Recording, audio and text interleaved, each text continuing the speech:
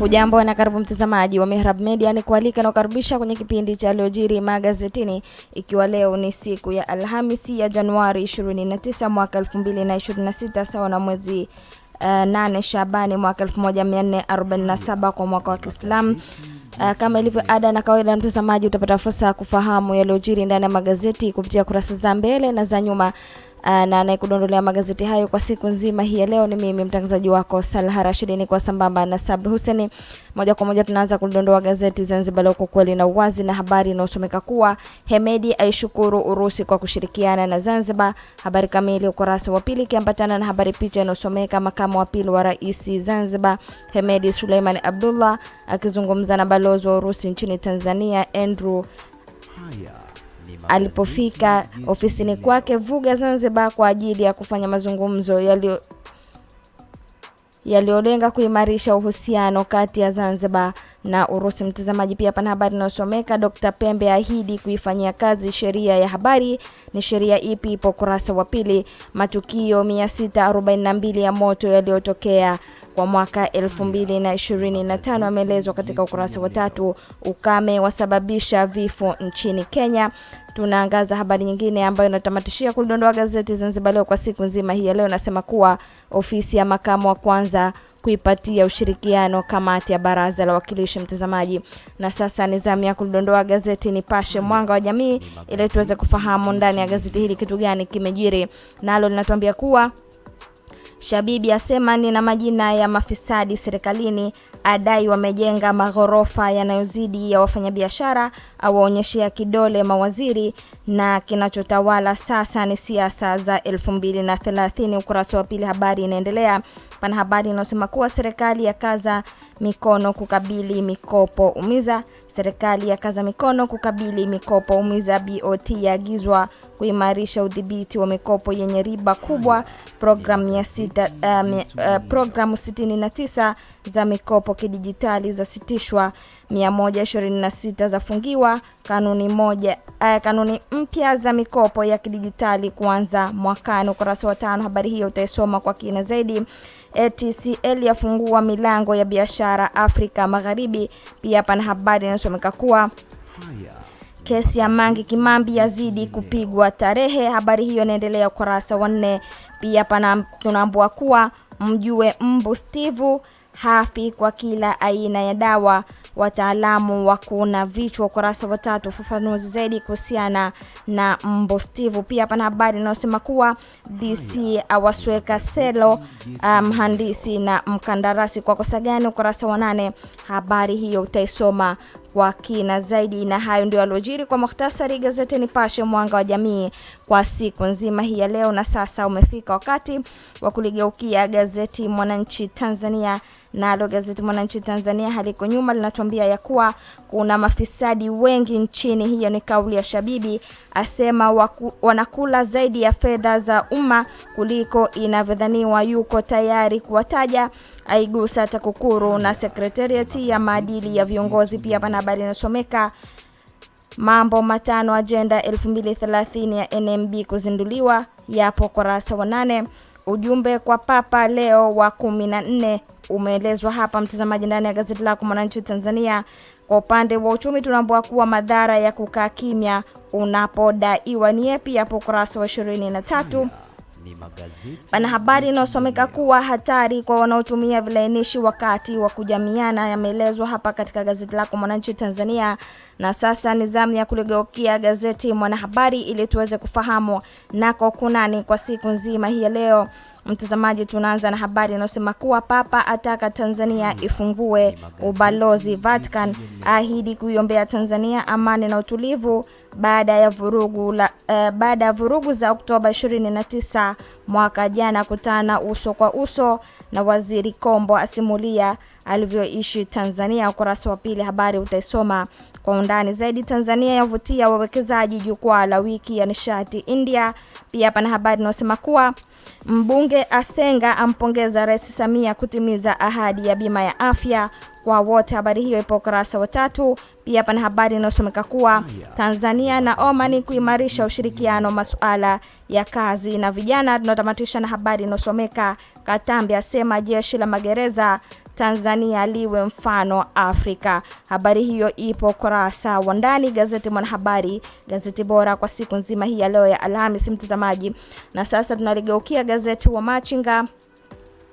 Gazeti wa Machinga sauti ya wanyonge linatuambia ya kuwa Papa leo ahidi kuiombea Tanzania amani na utulivu, akutana na Balozi Kombo na kukumbuka maisha yake alivyokuwa Tanzania, aitaka Tanzania kufungua ubalozi Vatican na apokea ujumbe wa Rais Samia.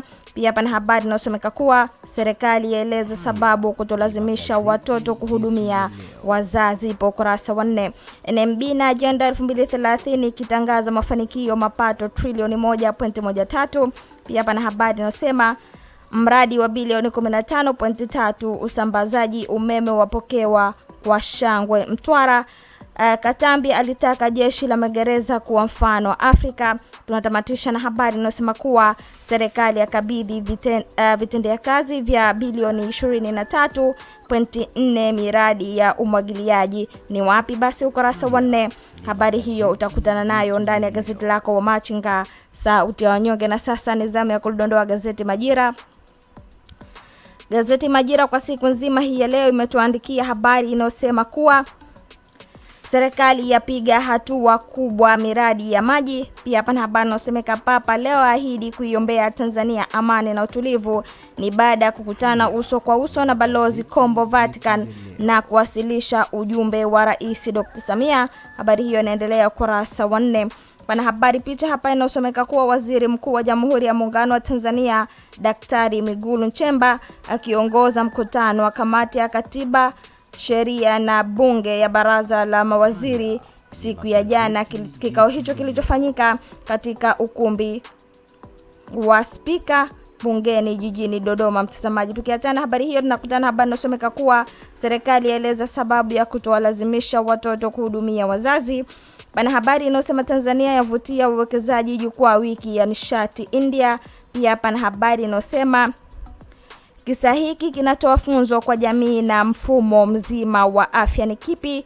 Kipo kurasa wa 10 gazeti Majira, gazeti huru la kila siku mtazamaji. Pia pana habari inasomeka bunge lasema miaka 20 ya WSRB fursa kwa wakulima na wavuvi. Tunatamatisha na habari inasomeka Katambi asema jeshi la magereza liwe la mfano Afrika na duniani, ukurasa wa 2. Habari hiyo utaikuta kwa ufafanuzi zaidi. Na sasa umefika ule wakati wa kuyageuza magazeti haya kwa upande wa kurasa za michezo na burudani, ili nako tuweze kufahamu kitu gani kimeelezwa ndani ya magazeti tuliokuandalia. Bila kupoteza muda tunaanza na gazeti Zanzibar Leo michezo na burudani. Nasema kuwa Simba na Azam kusaka pointi za ligi kuu siku hii ya leo. Pia pana habari inasomeka Kidawa sitishwa mkataba Fountain Gate. Tunatamatisha na habari inasomeka Ateta akoma na Odegaard unahodha Arsenal, ukurasa wa 22. Habari hiyo utaikuta kwa undani zaidi. Tunaondoka hivyo ndani ya gazeti hilo Zanzibar Leo michezo na burudani. Tunaliangaza gazeti Mwanahabari michezo na burudani, nalo linatuambia kuwa Mashujaa na Simba mechi ya wajeruhiwa. Pia pana habari inasomeka Nabi aipa ushindi Yanga mechi ya Al Ahli. Tukiachana habari hiyo tunakutana habari inasomeka kuwa Mpepo atua KMC kuongeza nguvu. Tunatamatisha na habari inasema Bajaba atajwa kurudi polisi Kenya mtazamaji. Na hayo ndio yalojiri kwa mukhtasari gazeti lako hili Mwanahabari. Kwa upande wa michezo na burudani tunalishika gazeti wa Machinga, nalo linatuambia kuwa nyota wapya Simba Mpanzu ajishikilie. Nyota wapya Simba Mpanzu ajishikilie. Pia pana habari inasomeka kuwa Depu anza kuikamata ligi kuu. Ni kwa namna gani? Basi gazeti lako hili lina ufafanuzi wa taarifa hiyo. Gamondi kuiongoza Taifa Stars mechi za kirafiki duniani. Tunatamatisha na habari inasema ulimwengu ajipanga kurudi kivingine ligi kuu.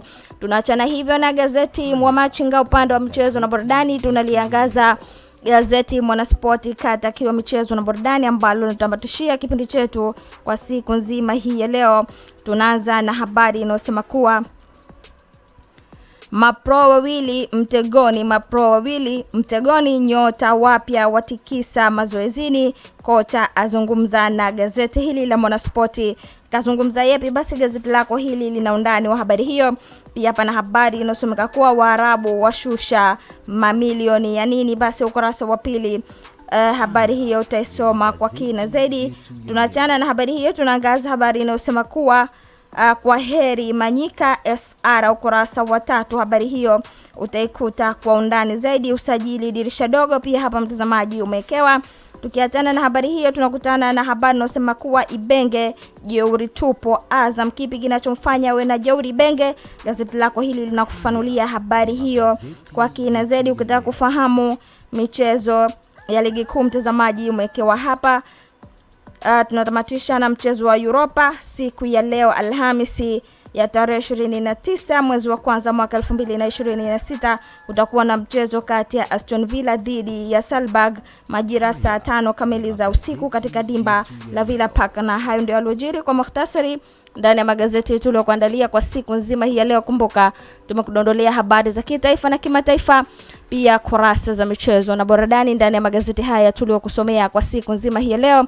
Na msomaji wako ni mimi Salha Rashidi, nikishirikiana sambamba na Sabri Huseni. Ikiwa ni mgeni katika channel hii, una fursa basi mtazamaji ya kusubscribe, kushare, kulike na kucomment ili kuweza kupata habari mbalimbali ambazo tutakuwekea katika ukurasa wetu huu wa YouTube. Nikutakie tu uwe na asubuhi njema. Shukrani na kwaheri.